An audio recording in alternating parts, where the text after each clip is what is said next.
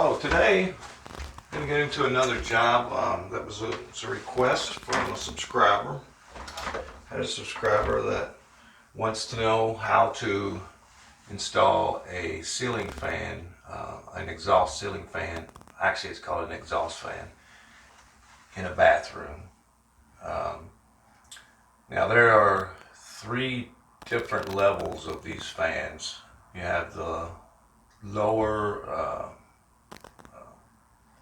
the budget type that maybe you would have in an apartment building, contractor grade.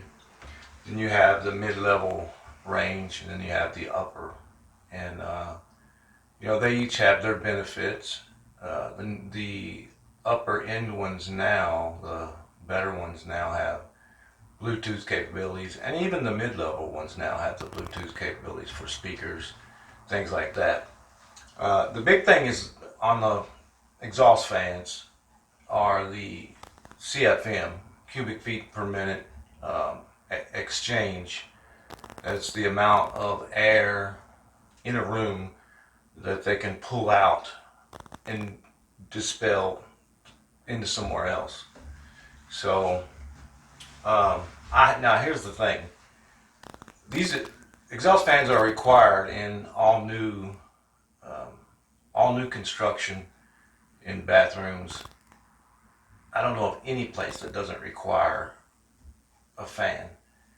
Older houses weren't required to have them, and I know even if you're going FHA financing, things like that, fans are not required for houses that were built before a certain date, and that varies in every place around the country. I know where I live, they're required, not for houses that were built before a certain date. This house wasn't required to have one, so when I moved in, it didn't have one, and so I went to look at fans, and you have lower end fans that basically are just fart fans. That's just going to pull a little bit of smell out of the room. Then you have the ones that actually do something. They actually move some air. And then you have the ones that are actually really do a good job at moving the air out. And the price varies according to those levels. Also, the thing you look at is the sound, the noise level. Some of the lower end fans are really noisy, really noisy. Some of the mid ones are even noisy, but they move a lot of air. So in some places you want the fan to be a little noisy. I know I have a small house, and the bathroom is off of what used to be considered the dining room, even though I don't use it as a dining room now. And if you have company in the house, you may not want everybody to know everything that you're doing in the bathroom. So a noisy fan is beneficial. And I actually bought this fan because of that reason. Because it was a mid-level fan and it was a little bit noisy. So you have to look at that when you go to buying a fan. Now they're all going to install differently.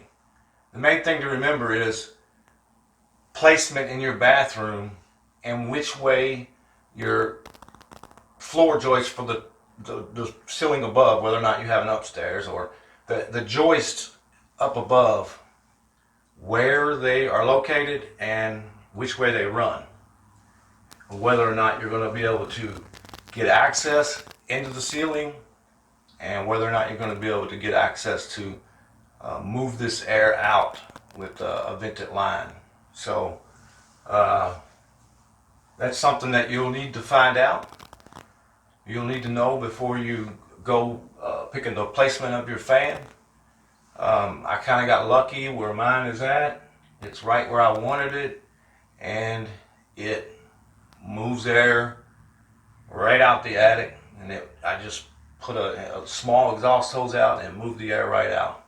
Now they're all going to install differently, but we'll get into that coming up. So let's get with it.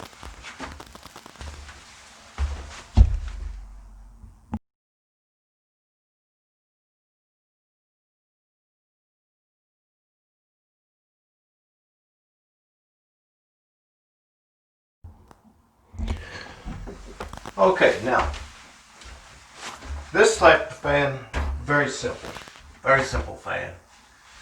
Has a plastic cover over a single light bulb. Now everybody knows the covers come off in different ways. You'll have to get up on a ladder and look at yours. This one just requires a little bit of pressure. Hold the fan, give it a little bit of pressure on the plastic, and this little lens piece will come out.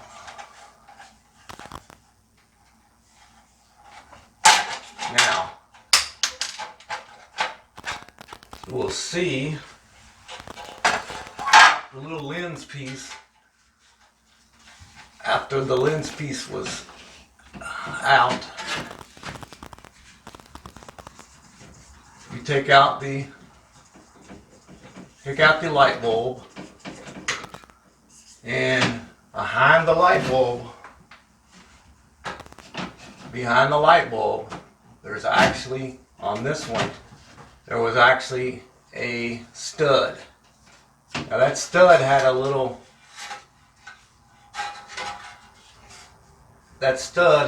nut on it. Just a little nut like you see on a light fixture that you take down to clean regularly. It's just a little nut that was inside there. Now this thing came apart, and it shouldn't have. It's because I was up here earlier trying to see how it came apart so that I could show this to you. So I had this nut, this little screw. I had it positioned to come off real easy. And what happened when I pulled the plastic cover off, it came on down. Now it shouldn't have. This whole unit should have stayed up there on that stud with the nut on there. But the magic of television or whatever. So that's me trying to make the video go a little better. I hope you can see this. My cat wants to sit right in front of the camera. But look at how dirty this thing is. Now, if you have a ceiling fan and you're watching this, you're not going to put a ceiling fan in. If you're just watching the video, take a look at how dirty. Now, it's a good chance to take yours down, if you have one, and clean it. I clean the outside of this fan once a week. I'm really a stickler on cleaning house. And this is what I had in my house. I had no idea. I kept the outside of it clean. I thought it was clean. And I'm going to grab one of the cameras to bring over here and show you, because inside the fan, where the exhaust is, the motor, and it's a motor because it's electric. It's not an engine because it's electric, it's a motor. It's gasoline powered, it's an engine. But anyway, okay, next step. Inside the fan housing, you'll see a plug. The plug looks like a plug you would plug into the wall. That's going to be the light fixture part. And it just unplugs. And we'll clean this all this will get good and cleaned up.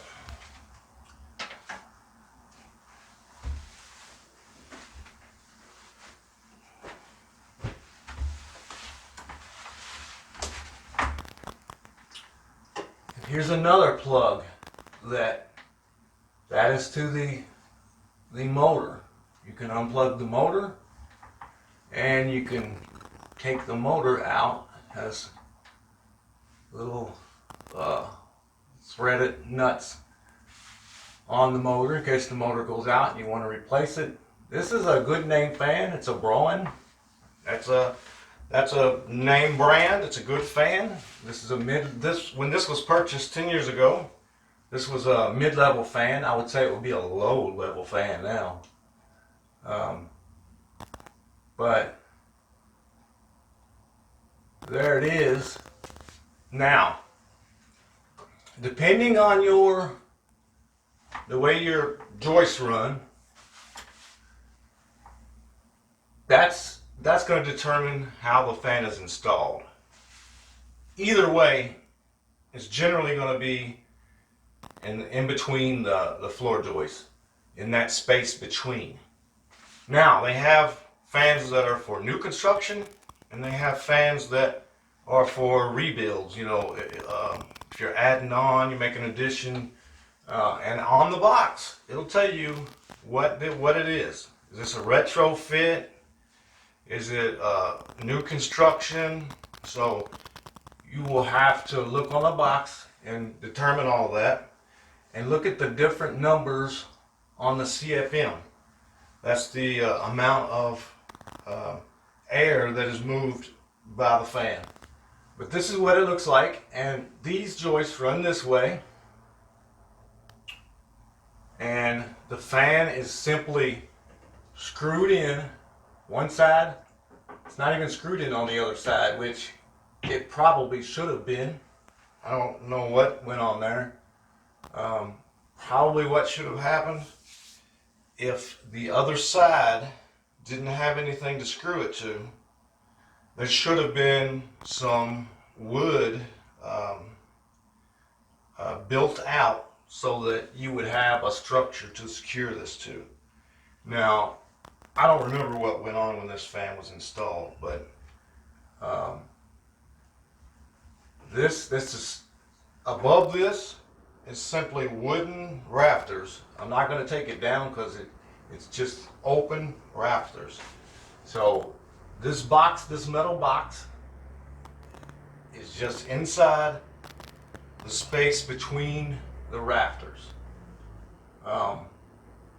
And each fan will be different. How it comes apart, each fan will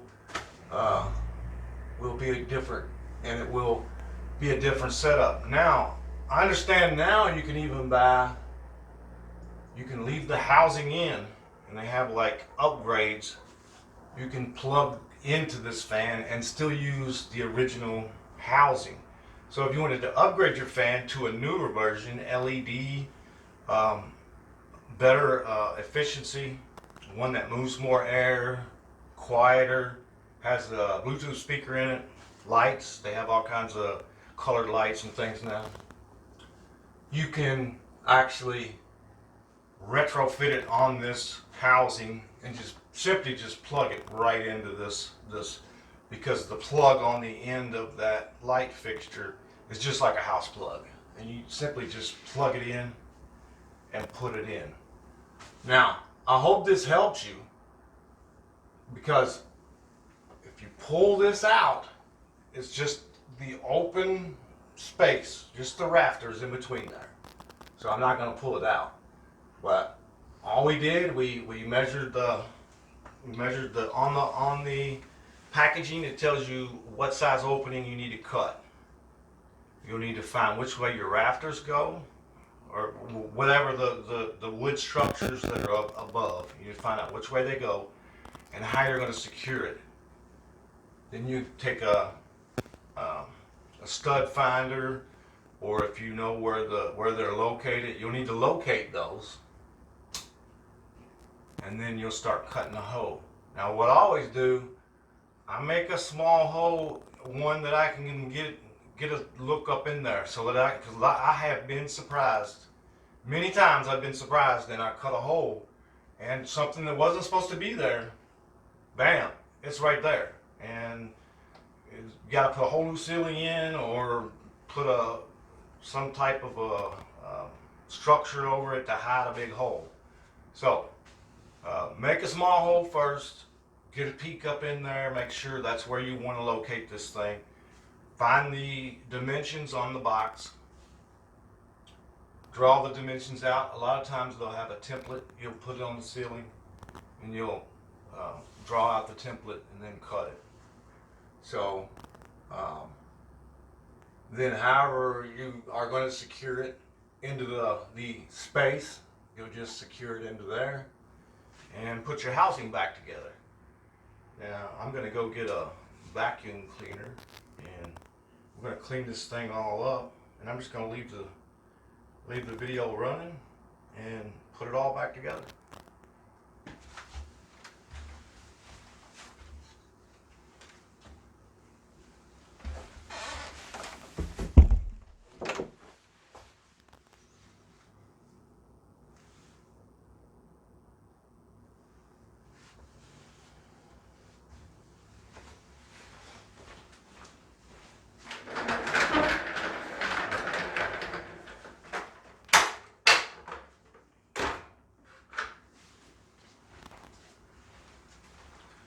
I actually have a rainbow vacuum cleaner, so I need to empty my water canister.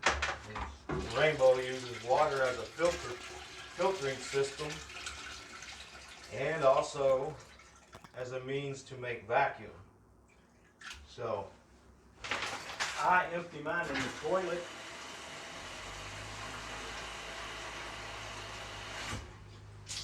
I have people say, why are you emptying that in the toilet? Think about it, the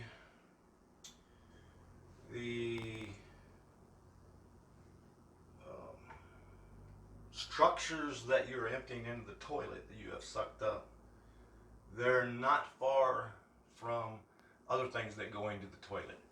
So as long as it's not sticks, pieces of metal, things like that, generally what you vacuum up can go down the toilet if it's mixed with water, for sure.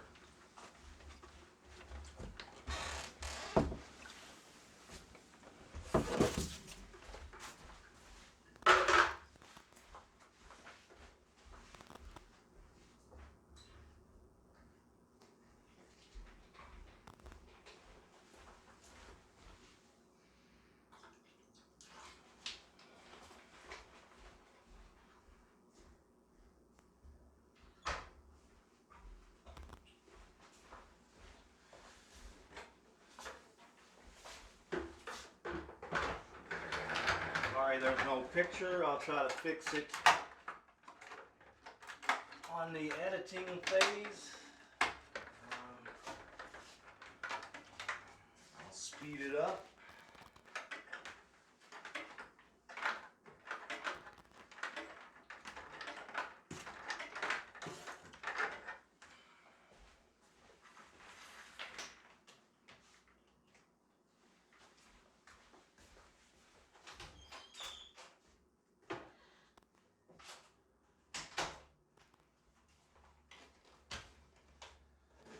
Okay, I'm almost ready. I'm getting ready to turn on the vacuum cleaner.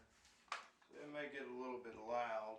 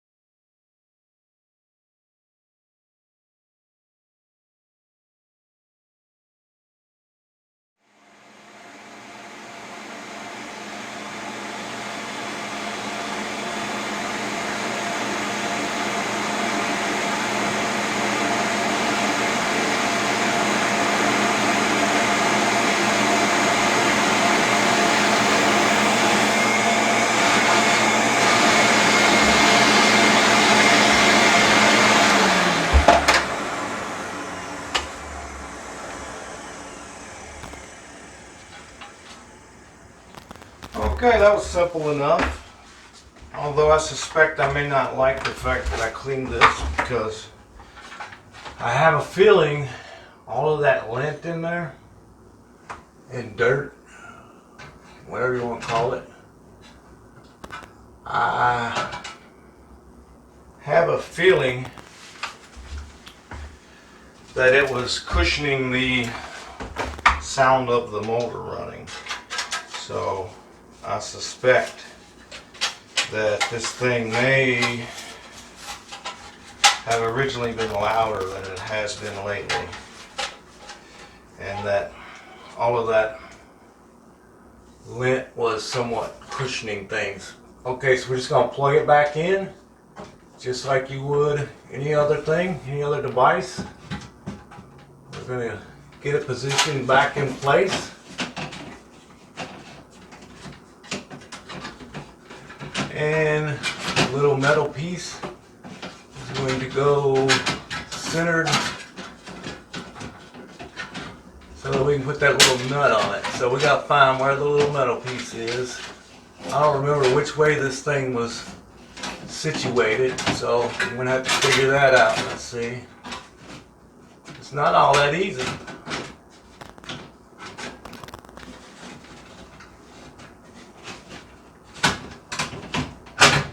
So there it is. I think that's close to where it was. And we're going to put the nut back on it. This is a really simple setup here. Some of them are much more involved. This one's not.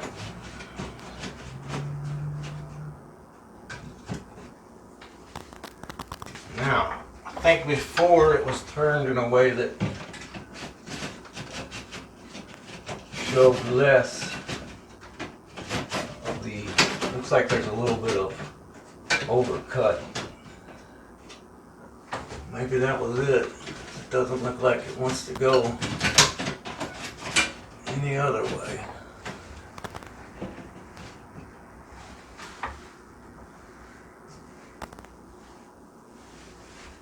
Okay.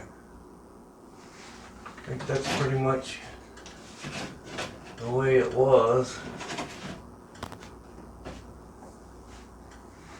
I don't know, maybe it wasn't.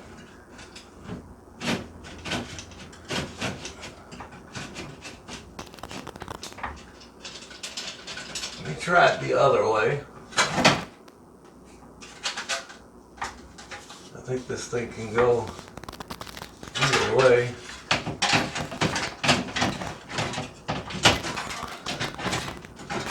So now the light is more of a long ways. I think it'll cover more. Yeah, so this thing is not an actual perfect square.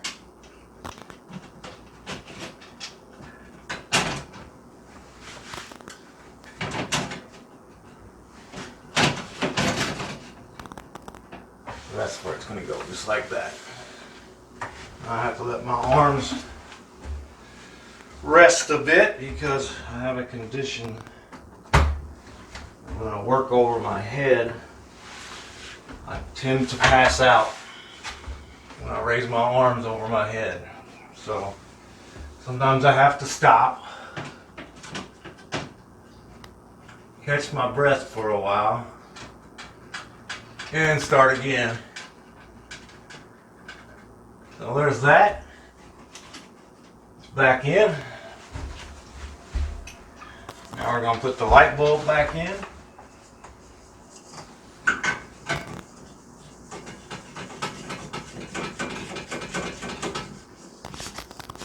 Now, if you have a fan that you just can't figure out how to take it apart, or you want to just ask me some questions about it, if you will leave a comment, tell me the name and model of the fan that you have. You can even email me a picture if you can, and I will explain to you how to take that out of the ceiling. I'll try to walk you through it. Anybody that has a fan they just can't figure out how to get it into the space or how to take it apart. And that's gonna about do it. That's how you would install and take apart an exhaust fan in a bathroom, or take it apart to clean it. So I said, everybody that has one that's just watching the video, I suggest you take your fan apart and do what I just did. Clean all that nastiness out of there. Okay, so I shot the video yesterday and edited the video, and as I was editing, yeah, I purposely put the same clothes back on so the video would go together smoothly. But I thought about what I had said in the video, and one of the main things that I failed to mention was the electrical service. If you're installing a fan, you have to consider if there's electrical service to the area. Now, if you're comfortable with running electrical in your house from the box, or taking it off another already existing line or something like that, then fine. But normally, I think people that watch my videos are more of a beginner, and so you really want to consider whether or not you have service in the area of where you want to put the fan. But here's the thing: even though a lot of these houses were built before fans were required, they nearly all have a light near or at the spot where you want to put a fan anyway. So that's the good thing. Normally they have a light right where you want to put a fan. So you can simply use that service and just install the fan, pull the light out, install the fan right there. I got somebody attacking me. I got a little cat on me right here. So anyway, you normally, even though this was an older house, it was built with a light right here. Okay, you want to be in the video? Come on. So it was built with a light right there, right in the spot where I wanted to put the fan. And that's generally where all houses, when they have, where the lights are pretty much right where you want to put a fan anyway. So you'll just use that service.